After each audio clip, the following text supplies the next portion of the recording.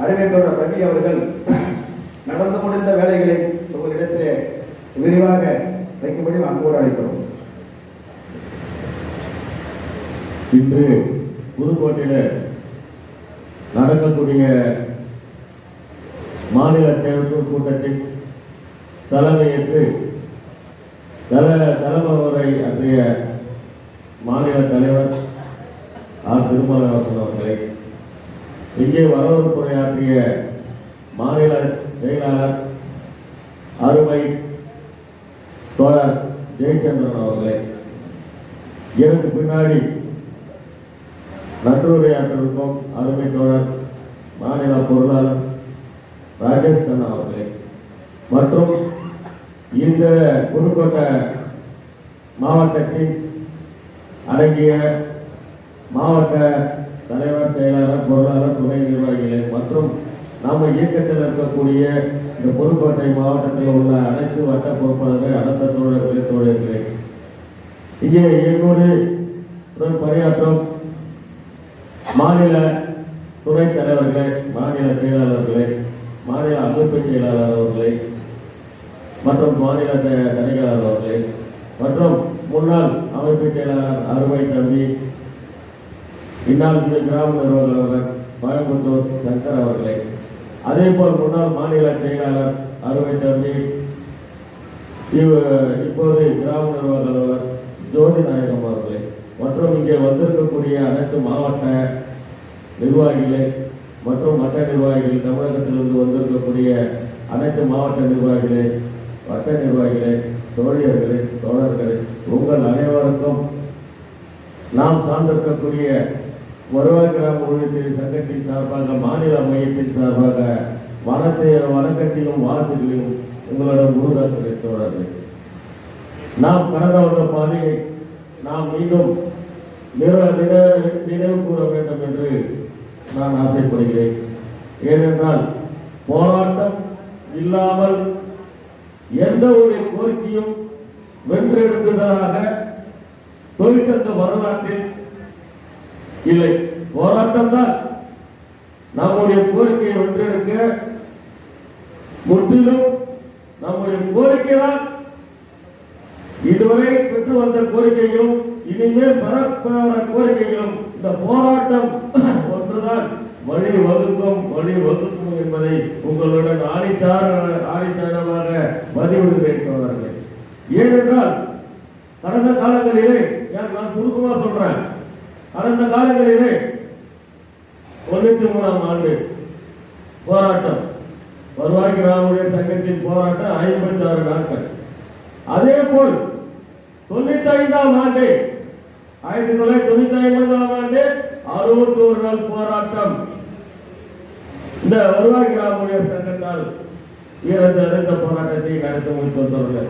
அதே போல் 1999ஆம் ஆண்டு 63 நாள் போராட்டத்தை நம்முடைய முன்னோர்கள், நாங்களும் நம்ம துணை பொறுப்பில் இருந்தோம், மாவட்ட பொறுப்பாளர், இங்கே இருக்கக்கூடிய நிர்வாகிகள் அத்தனை மாவட்ட பொறுப்பாக, வட்ட பொறுப்பாக, மாநில பொறுப்பாக இருந்து இந்த 3 கட்ட போராட்டத்தின் விளைவாக இன்றைக்கு நாம் பல்வேறு சலுகைகளை பெற்றிருக்கிறோம் என்பதை யாரும் மறந்துவிடக்கூடாது தோழர்களே. ஏனென்றால் அந்த 180 நாள் சம்பளத்தை இழந்து 3 கட்ட போராட்டத்தை நடத்திய போதுதான் 625 என்கிற ஜீவாவை நாம் பெற்று 600 ரூபாய் பேசிக்கின்ற முறையில் இன்னைக்கு கிட்டத்தட்ட 23,400 வரை இன்னைக்கு வந்திருக்கிறோம். ஆனா அந்த 23,400 ரூபாய் பேசிக்கு போறவங்க பாத்தீங்கன்னா கிட்டத்தட்ட தமிழகத்துல இந்த 38 மாவட்டத்துல மிஞ்சி போற ஒரு 3,500 பேருக்கு வந்துதான் இருப்பீங்க. அதுக்கப்புறம் பாத்தீங்கன்னா 2007க்கு அப்புறம் வந்தவர்கள் இன்னைக்கு 70 விழுக்காடுக்கு மேல் இன்றைக்கு வருவாய் கிராம ஊழியர் சங்கத்தில் இருக்கிறார்கள், கிராம முதல்வராக தமிழகத்தில் பணியாற்றிக் கொண்டிருக்கிறார்கள். அதுக்காக இன்னைக்கு பல்வேறு கட்டங்களில் நாம் நம்முடைய கோரிக்கையை வென்றெடுக்க வேண்டும். சில ஆண்டு காலங்களாக, பல ஆண்டு காலங்களாக நாம் வரையறுக்கப்பட்ட கால ஊதியத்தை வைத்து போராடினாலும் அரசாங்கம் அந்த காலவர ஊதியத்துக்கு செவி சாட்டியவில்லை. ஆகையால் தான் நாம் ஒவ்வொரு அடுத்த கட்டத்தை இல்லாம ஒரே ஒத்த கோரிக்கையாக வைத்து நாம் போராடி இதுவரை அந்த இலக்கை நாம் எட்டவில்லை என்பதற்காக தான் நாம் அலுவலக உதவியாளர் வேண்டும் என்று ஒரு கோரிக்கை வைத்தோம். அதையும் வென்றெடுத்தோம்.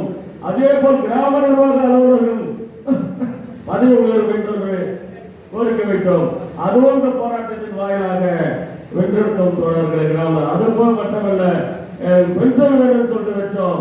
அந்த பென்ஷனும் வந்து பல ஆட்களுக்கு அந்த காலத்திலே கட்டத்தில் கொடுத்தார்கள் தோழர்கள். அது மட்டுமில்ல, பெண் தோழியர்களுக்கு இந்த மகப்பேறு விடுப்பை அரசு ஊழியருக்கு வழங்குவது போல் வழங்க வேண்டும் என்று கோரிக்கை வைத்து போராட்டத்தின் மூலம் தான் அதிகம் பெற்றோம் தோழர்கள். அது மட்டுமல்ல, வரவேற்புறையில் பணியாற்றக்கூடிய கிராம மாற்றுத்திறனாளியாக உள்ளவர்களுக்கு நாம் மாற்றுத்திறனாளி பூர்த்தி படிக்கணும் என்று கோரிக்கை வைத்தோம். அதையும் பெற்றோம். அதை நிறுத்திவிட்டதை மீண்டும் பெற்றதை நான் முடித்துவிட்டு இதை பேசுகிறேன் தோழர்களே. இதே பெற்றோம். பல்வேறு கோரிக்கைகள். இன்னைக்கு தேர்தல் பணிக்கு நாம் வாங்கக்கூடிய சம்பளத்தில் பாதி 50 விழுக்காடு ஊதியமாக தேர்தல் ஊதியத்தை பெற்றிருக்கிறோம் தோழர்களே. இதெல்லாம் பெற்று வந்ததை ஒரே ஒரு விஷயத்தை காட்டி இந்த அரசாங்கம், கடந்த அரசாங்கமும் இப்ப ஆளக்கூடிய அரசாங்கமும் நாம் பெற்று வந்த அத்தனை சலுகையும் முதல்ல சிபிஎஸ்ல கைய வைத்தார்கள்.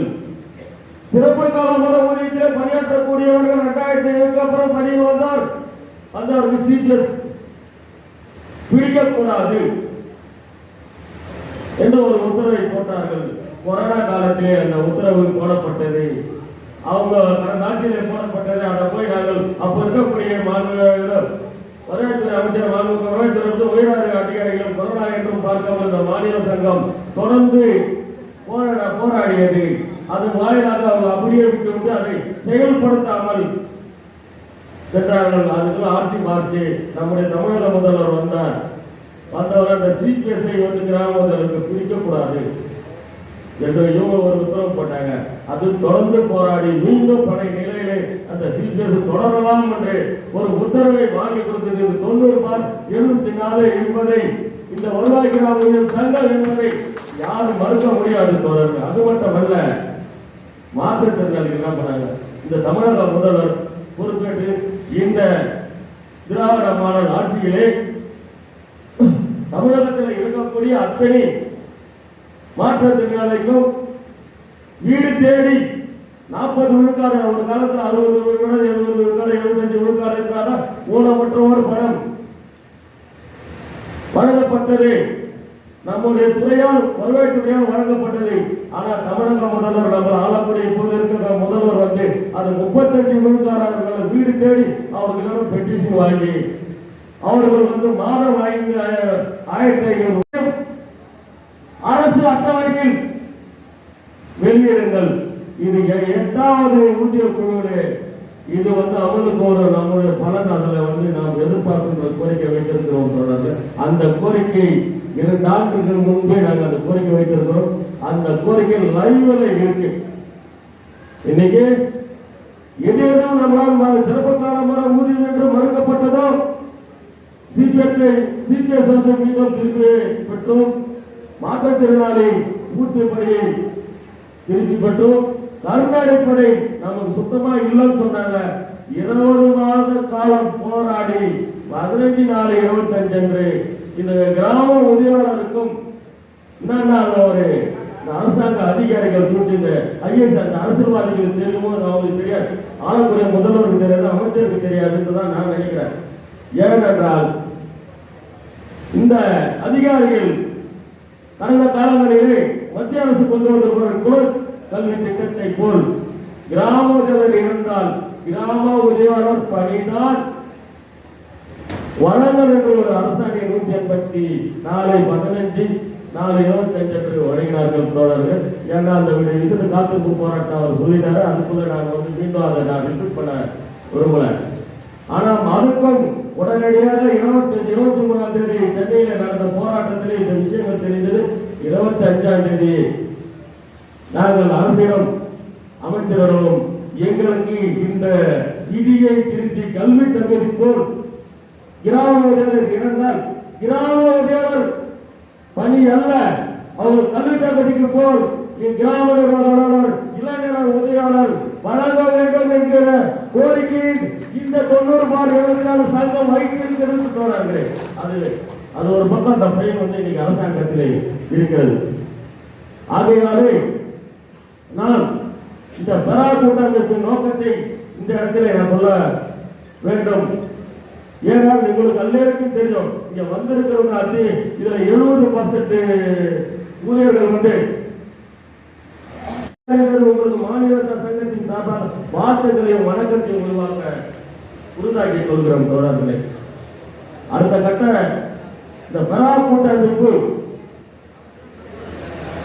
விரைவில் நாங்கள் கூட்டம் கூட்டுவதாக இருக்கிறோம்.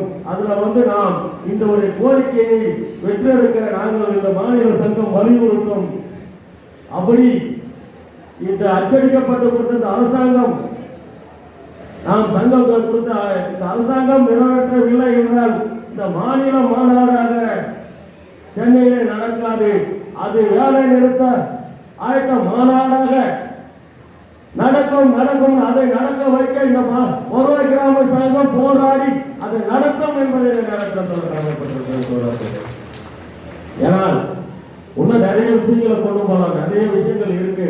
ஆனால் இன்னைக்கு பாதை மணி 1 ஆயிடுச்சு. இன்னும் மாவட்ட நிர்வாகிகள்லாம் இந்த கருத்துக்களை பேச வேண்டிய இடத்துல இருப்போம். இந்த முடிவில் இந்த கூட்ட முடிவில் நாங்கள் அடுத்த கட்ட நடவடிக்கைக்கு உங்களுடன் ஒப்புதல் கோருகிறோம்.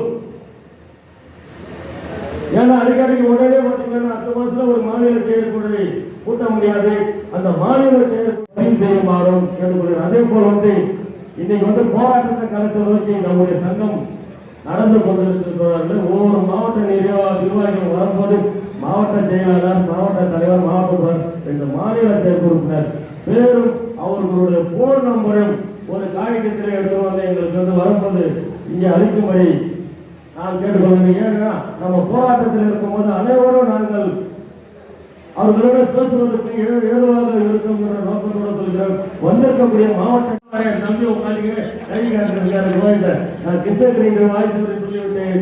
புதுக்கோட்டை மாவட்ட நிர்வாகிகளுக்கு இந்த மாநில சங்கத்தின் சார்பாக நன்றியை தெரிவித்துக் கொள்கிறேன். நன்றி, வணக்கம்.